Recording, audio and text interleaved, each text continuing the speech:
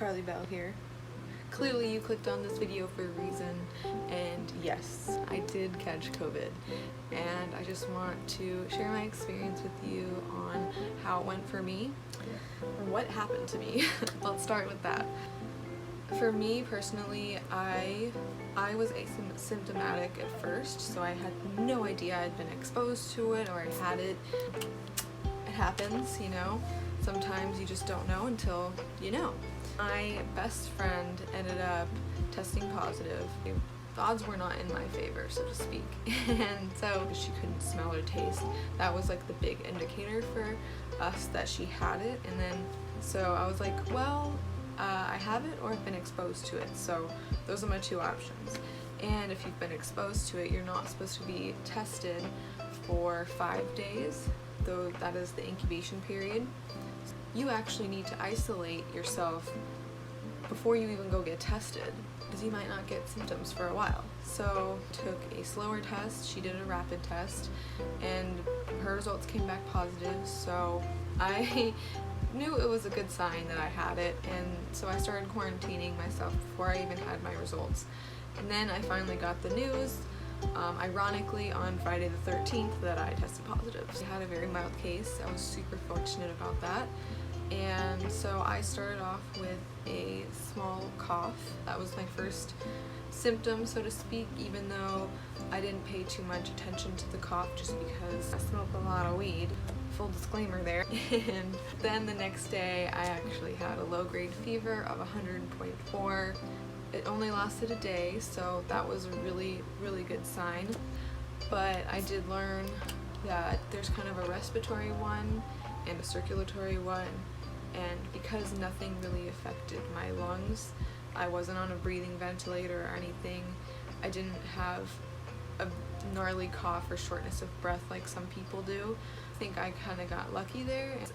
Again, full disclaimer, I'm not a professional. I don't know if this is right or not. This is just things that I've heard from having it, so do not quote me. For me, my headache lasted most of the time that I was sick, and you know, it would come in waves. I think it depended on how much water I was drinking.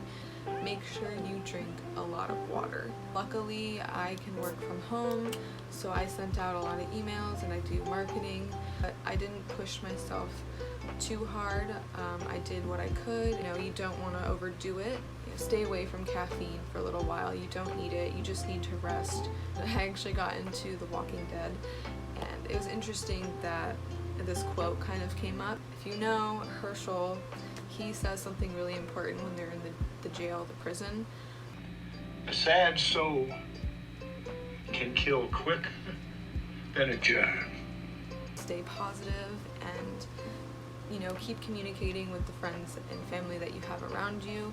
If you're not around anyone for 2 weeks, it does play on your mental health, because it has a way of creeping its way into you, and you can easily overthink anything. And I was very fortunate enough to have my family, my parents, to support me and kind of get me anything that I needed necessity-wise, since you're stuck inside for 2 weeks. I'm very appreciative that I had that. So, you know, stay connected, reach out, FaceTime, you know, do what you gotta do to stay happy and healthy mentally. I tried to spend a couple hours in the sun every once in a while, just when you're inside for that long.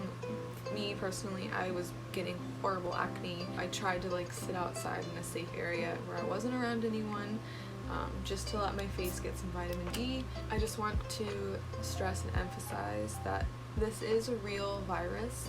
Just because I was one of the lucky ones with a mild one definitely put things into perspective for me, you know. Especially having my parents so close by, I was super worried that I would pass it on to them. I didn't, so that was good news. I was really good about quarantining myself and staying away from other people. And that is a really hard thing to do, I will say. You know, you follow the guidelines, wear masks in places.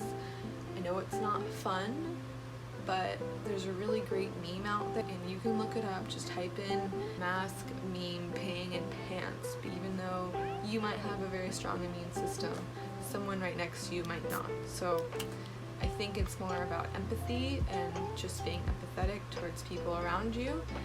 It doesn't mean we need to be a full-blown Karen about it and call the cops on people for not wearing masks. I think that's too extreme. At least be courteous of those around you.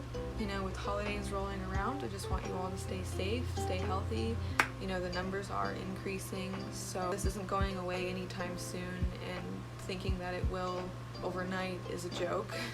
Waiting till a vaccine might be a long wait, so I would just buckle down, be as happy and as positive as you can be about the situation. I know it's weird and it's a strange time that we live in, but we gotta live in it for right now until this is over, so snaps.